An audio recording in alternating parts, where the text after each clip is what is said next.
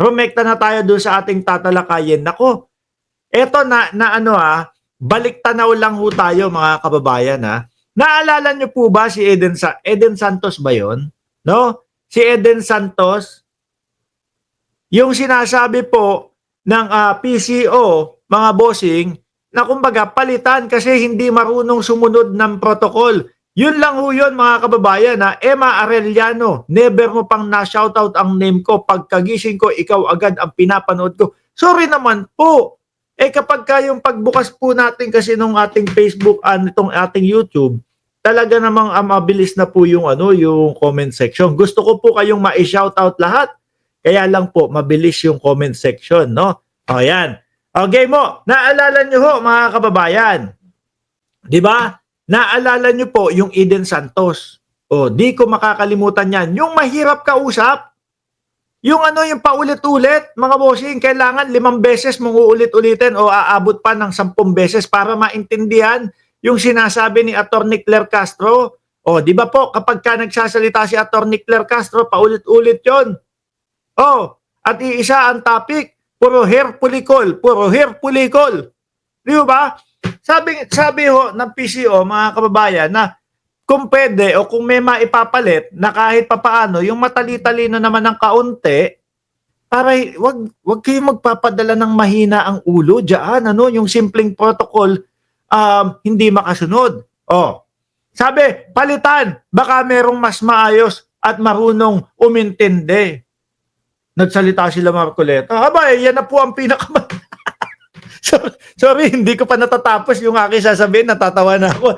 Paano ba naman? Sabi nila Marcoleta, aba, ayan na po ang pinakamatalino namin. Yan na po ang pinakamagaling namin. Isa sa magaling yung si Eden. Sabi ko, di lahat pala kayo dyan, mahina ang kukote ninyo.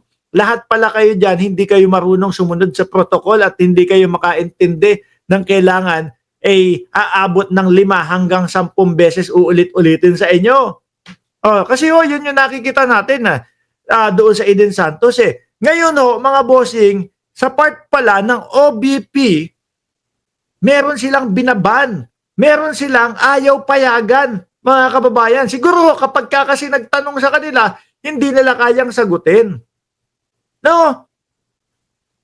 Sa parte po ng OBP, mga kababayan, meron silang estasyon na hindi pinapayagan na makapag-interview sa kanila. At ito po, yung sabi ni Alvin El Chico, mga bossing ha, sabi ni Alvin El Chico sa inyo, diyan sa Office of the Vice President, hindi pera ng Vice Presidente ang nagpapatakbo ng OBP.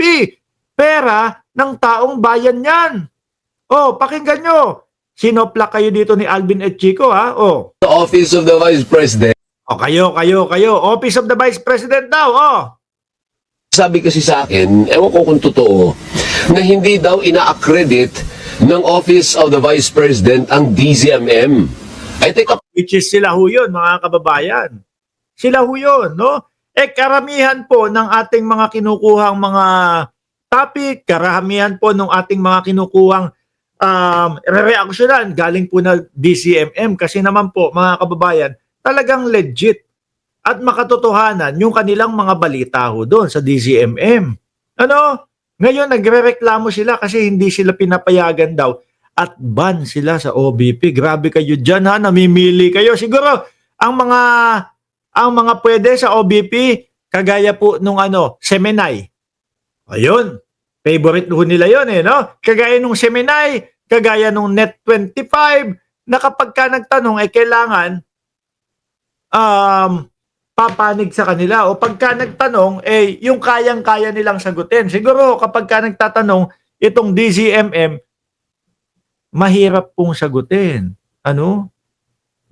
Kaya hinaharangan at ayaw nilang payagan. Sabi ni Shiro Kansaki, gusto kasi ng OBP yung Semenay at Shimenet 25. Tuloy, game. hindi nyo po pera yan. Paalala lang po sa Office of the Vice President, ang nagpapatakbo po ng Office of the Vice President ay pera ng taong bayan. Hindi po pera ng Vice Presidente. Narinig nyo? Ban sila sa OBP kasi totoo yung binabalita nila. Sabi ni Maria Marcela Ortalis. Hindi nyo daw pera yan. pera daw ng taong bayan yan. Naku po ha. Kayo ha, kapag ka pala yung mga ganito, alam nyo ho mga kababayan, ang isa sa iniisip ko kung bakit nila binaban, ito pong OBP, kaya po nila, o kaya binaban po ng OBP, mga bossing, ito pong DZMM, dahil nga, kumbaga walang pinipiling tanong. Lahat ng itatanong nila, yung gustong malaman ng taong bayan. Saglit lang. Naman. Sandali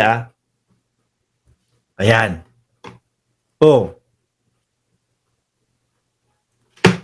Di ba? Tsaka ang isa po sa iniisip ko mga kababayan, dahil si Martin Romualdez ay part owner nito pong nito pong DZMM.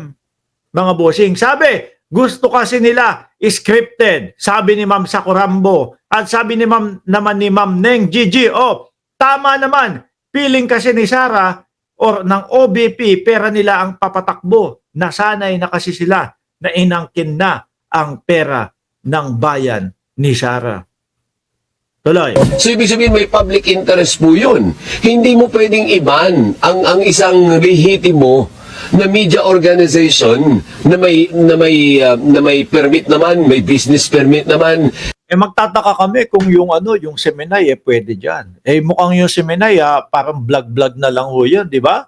Mga kababayan, parang vlog-vlog na lang din ho yung yung Seminay. Dati ho, merong mga matitinong mga newscaster 'yun. Dati ho, nung nandoon pa si Mike Abe, kahit papaano maganda yung ibinabalita. Kaya nga lang ho, mga bossing, nung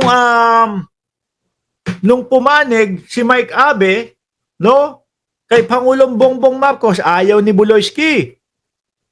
Kaya nasabihan si Mike Abe. Ayun, umalis si Mike Abe. Pero simula, nung umalis si Mike Abe, wala na po, bumulusok na po pababa yung Seminay.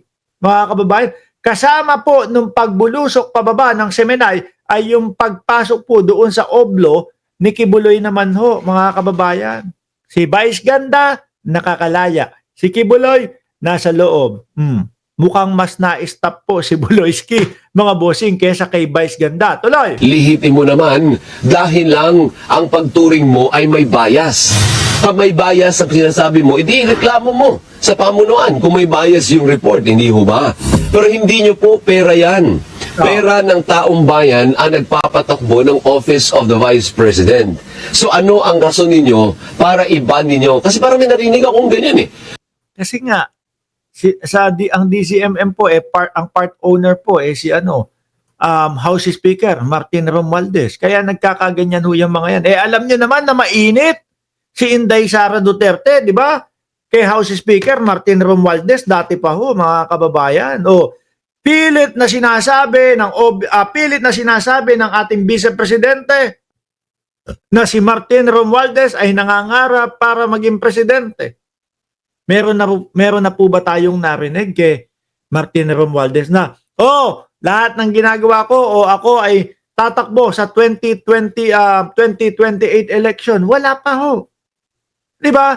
Ang nagpupumilit lang po magsabi noon at nagpupumilit na sabihin na magpe-presidente si Martin Romualdez, ang vice-presidente ho, mga kababayan. Di mo alam tuloy kung natatakot ang vice-presidente na makakalaban si Martin Romualdez Di ba? Lahat na lang po. Porket, inimbestigahan yung confidential funds. Inimbestigahan sa House yung mga EJK, mga Pogo, etc. Porket inimbestigahan, sinasabi ng vice-presidente, kasi tatakbo ng pagka-presidente yang si Martin Romualdez, kaya ganun. Hindi ba pwedeng gusto lang malaman ng mamamayang Pilipino kung merong mga nagkakasala na mga nakaupo sa gobyerno?